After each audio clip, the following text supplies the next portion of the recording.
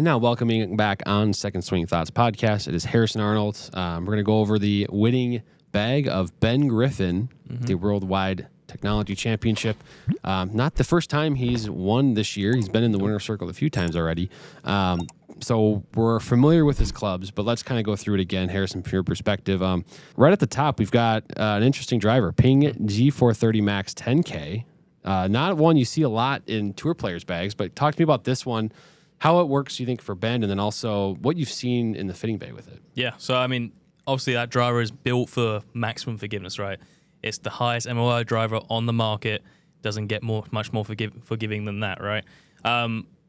Interested to see him playing it out of everything, but I think it kind of stands out really for how much he prioritizes hitting the fairway. I think that's really a thing that we kind of gloss over of how far the ball's going in the last 5 to 10 years.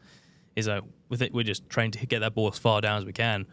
For someone like him, where precision is everything and it's really minor tweaks, maybe having this 10K max in there is making him hit a few more fairways, and he can get to his control distances on his yardage chart a little bit easier. Is kind of how I see that. Yeah, I mean, I've played the 10K, and it is forgiving. It is stable. I know I sometimes and again, this is kind of being picky, but my one qualm with it was sometimes I would miss left, and I'd have that tendency, especially as someone who comes inside to out. I think if you're somebody who, prefer to play it, you have a kind of maybe inside to out path, and you're looking for something straight, consistent, forgiving, you can do a lot worse than this driver. So I think it's very applicable for a lot of people. Exactly, and I think for him more so than anyone, he's got a lot of speed, so he's not really chasing distance. He's just chasing pure control, really. Yeah, exactly. And then the shaft too. I know you wanted to hit on as well. The UST Mamiya Link. This is a prototype, V17TX. Talk to me about that shaft. What is he getting out of that? Yeah, so we're still kind of in the process of them getting this out to consumers, but he's been on tour for a little while, so we kind of know a few little things. Very low in launch, very low in spin, which is kind of what you need if you're going to pair it up with that 10K max head, because it's more stable, more forgiving, tends to be a little bit higher in spin, so you need something like that. I think one really cool feature they've added into this shaft is that they've got a graphic on there that shows the launch and spin characteristics of it.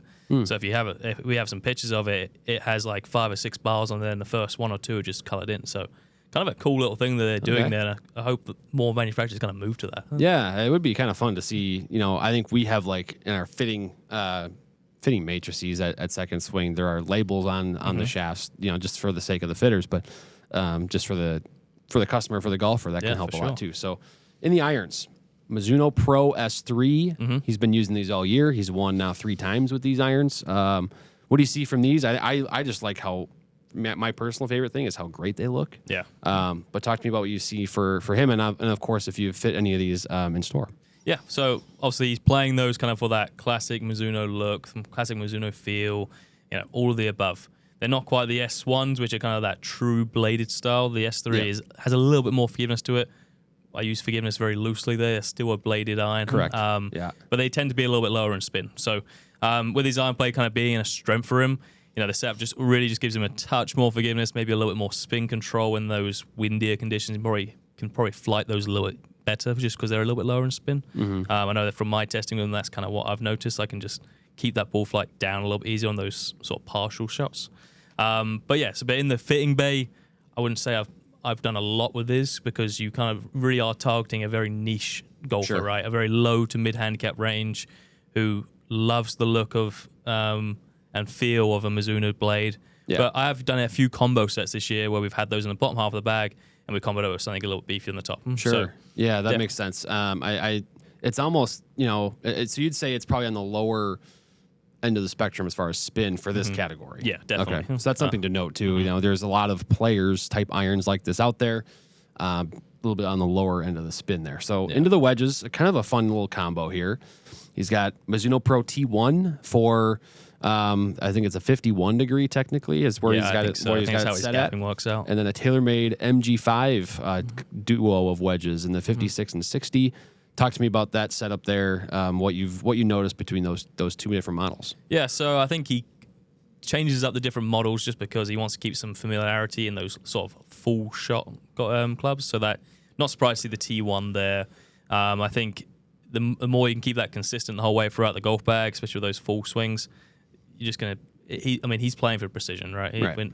So I think that is the main reason he's doing that. I think those MG5s have been really great around the green, off some really cool bounce and sole width on those. So I think he's probably tested a lot of those around the greens, and that's why he's probably picked those MG5s. But the T1s there more so as that full swing wedge to kind of keep it very similar to what he's playing in these irons. It's kind of an interesting conversation. I know we've talked before, but if you use a wedge for a full shot, like even here, it's almost it's kind of in a way a combo set by putting, Mizuno T1 wedge as sort of a full swing wedge at the bottom of a Mizuno set of irons there with the Pro S3s.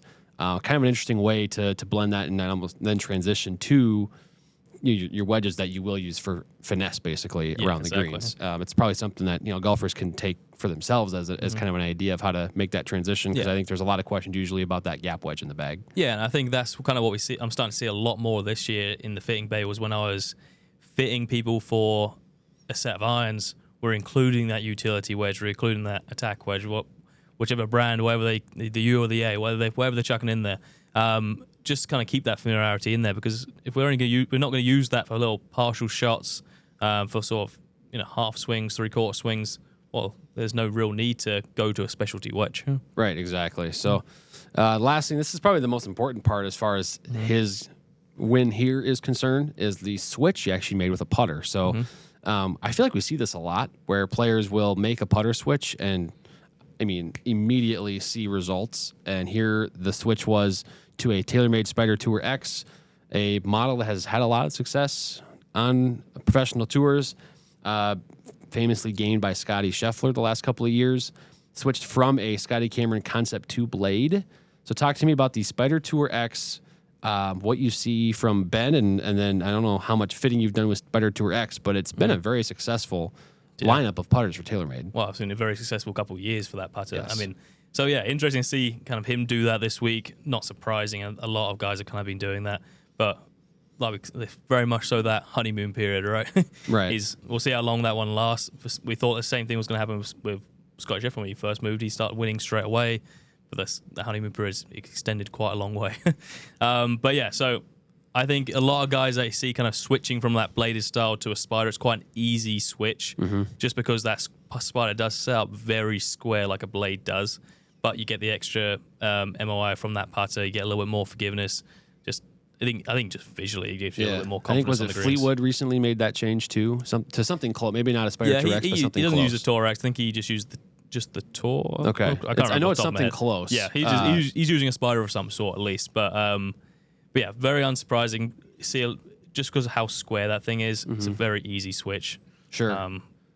There's certainly I know around the Ryder Cup we made note on the show of just, I think it was 21 or maybe 22 of the players in the Ryder Cup were playing a mallet versus a blade, and that is overwhelming number. Ben Griffin at the time was one of the blades, and so we're talking about almost every player in the Ryder Cup was using a mallet putter, is now using a mallet putter with Ben Griffin making a switch and then winning right away. So I think that's it's a very underrated part of the game.